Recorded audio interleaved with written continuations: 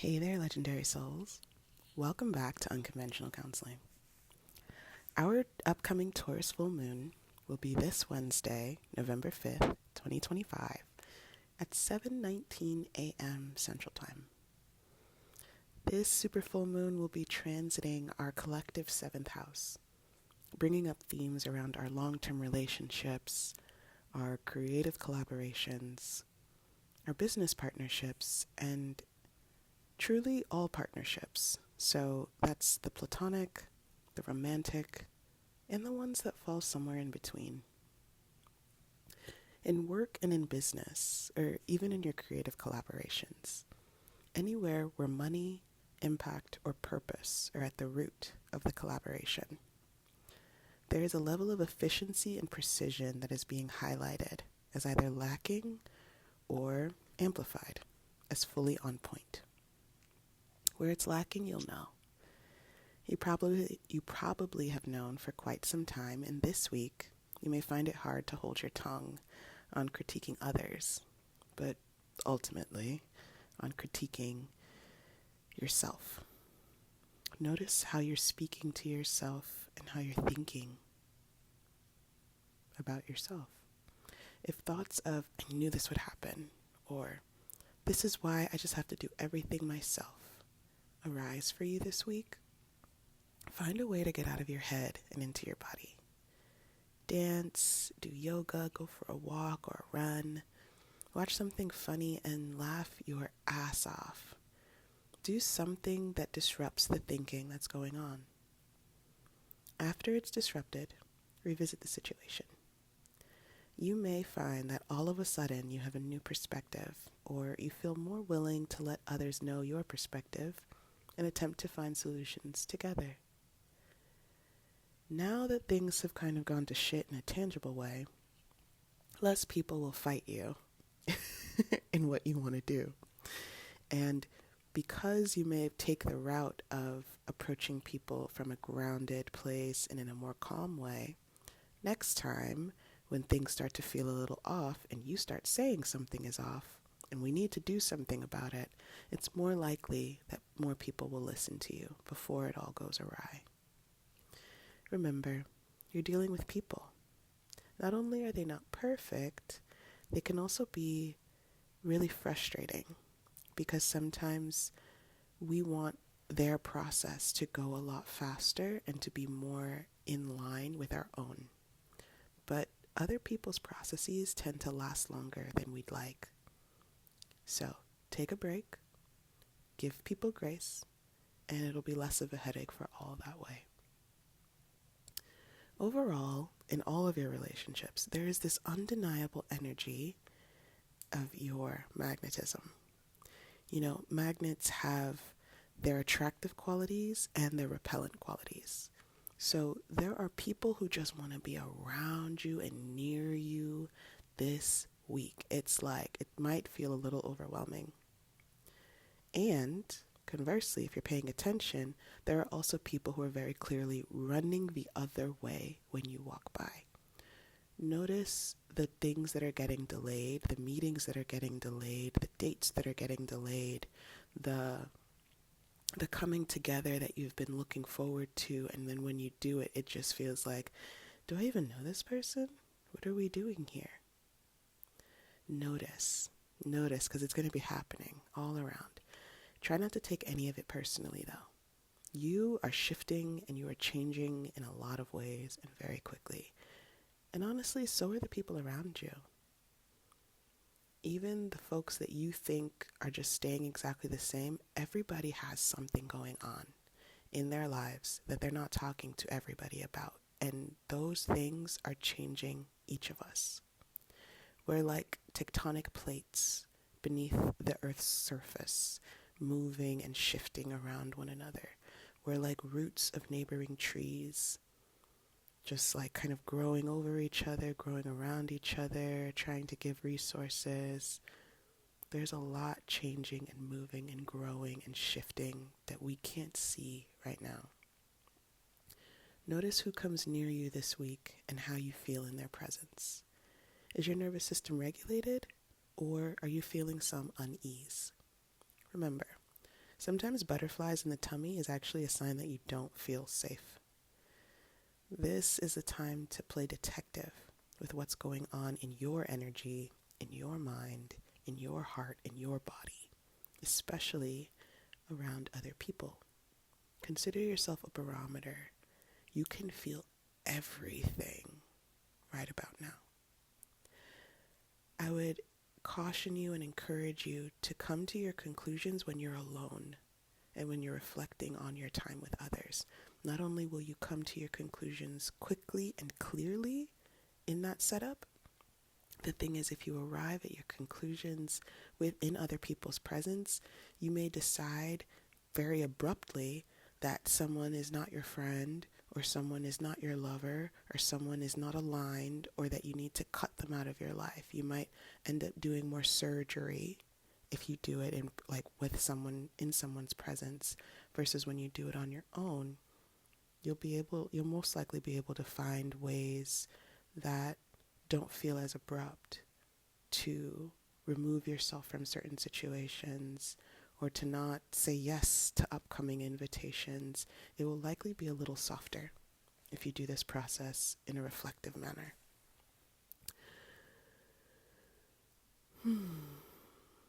What I want to caution you against is coming to a conclusion so quickly in other people's presence that you may decide that someone's particular way of being is something you just don't have capacity for, and you might write off someone who's having a bad day or a difficult season, or whose heart was in the right place but who just wasn't able to meet you where you needed to be met.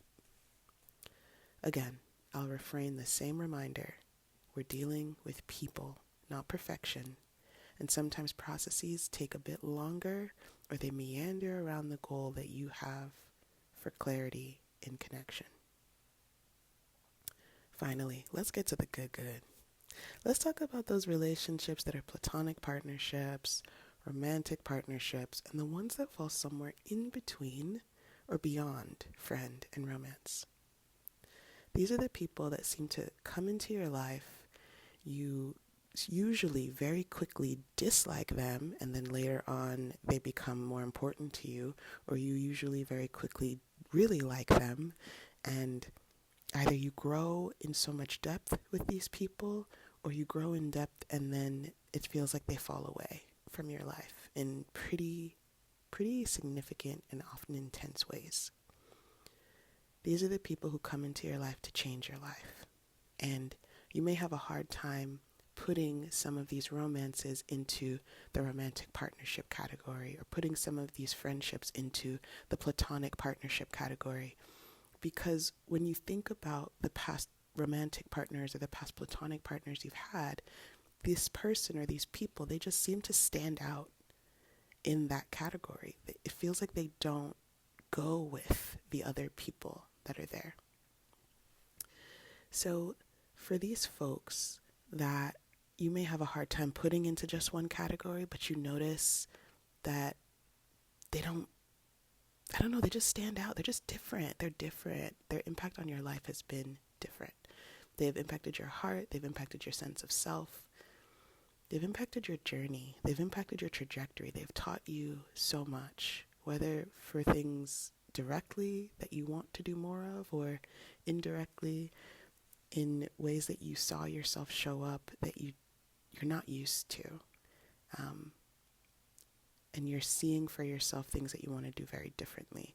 These people have really come into your life to change it. For this category of people, that these special folks that have changed your life, for these folks that are in your life right now, but you're noticing that you're having some sense of conflict or tension with them, your guidance of how to move with the conflict is not to just take the high road. That's actually a little too simple to say. But it's to take the high road in a way that honors how far you've come. It's to remind yourself that conflict happening with another person, especially someone who has come into your life to change it and who's very impactful to you, is also reflecting a conflict that's happening inside of you. commune with your higher self. Talk to your inner child. Ask for the wisdom of your shadow to be revealed. Give to yourself the things and the phrases that you wish that you could have with this person or these people. The things that you wish they could just tell you. The things that you wish that they would reassure you around. The things that you wish that you could do with them right now. It might not feel as impactful as if they just told you that they loved you, or if they just told you that you were important to them, or if they just told you that they still are thinking about you, or they miss you, or they need you. But your ability to offer what you desperately need to yourself will have long-term effects for your relationship with you.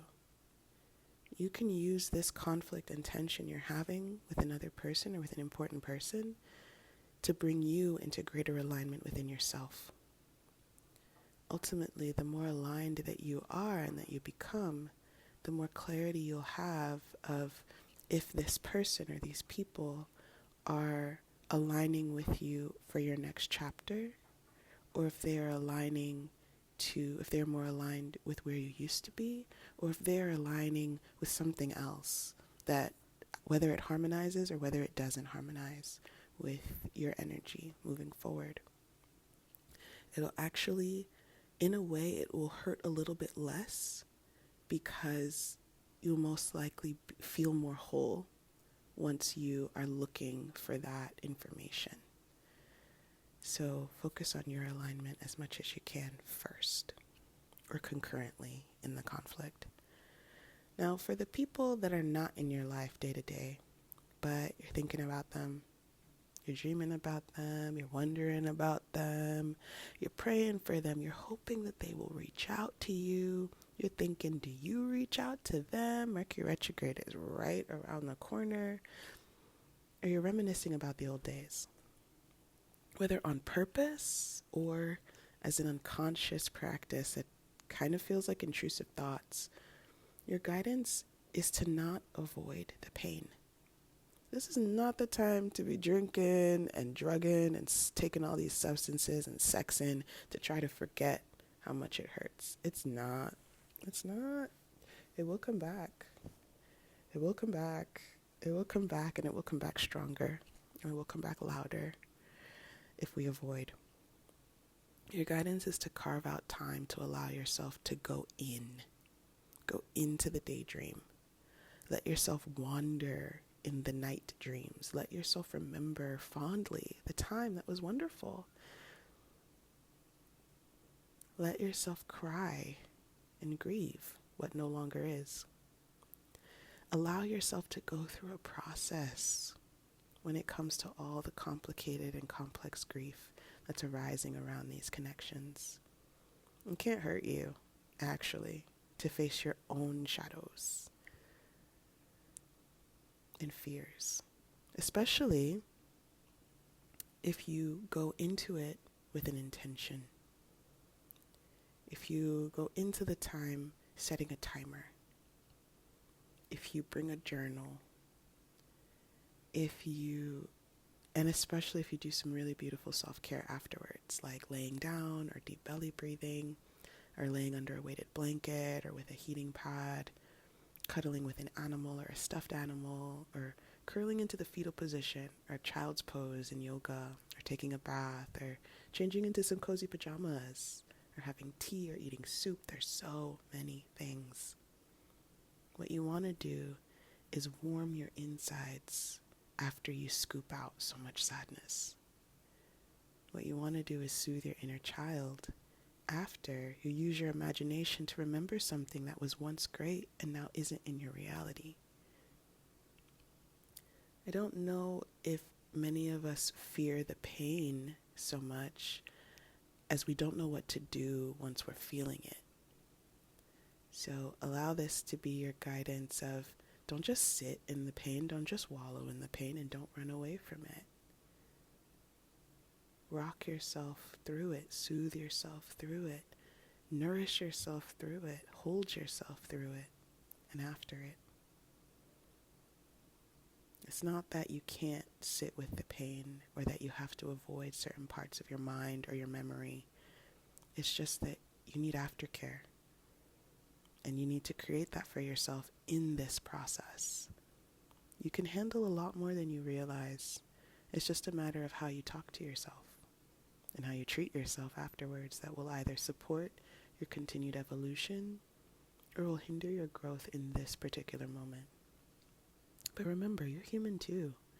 So please, be more patient with yourself than you originally intended. This super full moon is highlighting your relationship with yourself, with others, and with the people from your past. It's probably going to be a lot, since most all of us want to feel loved and know that we're loved. Love yourself by being a bit more tender with you this week, and let's see where else the love will flow from. Until soon, peace, y'all. I'll catch you in the future. Bye.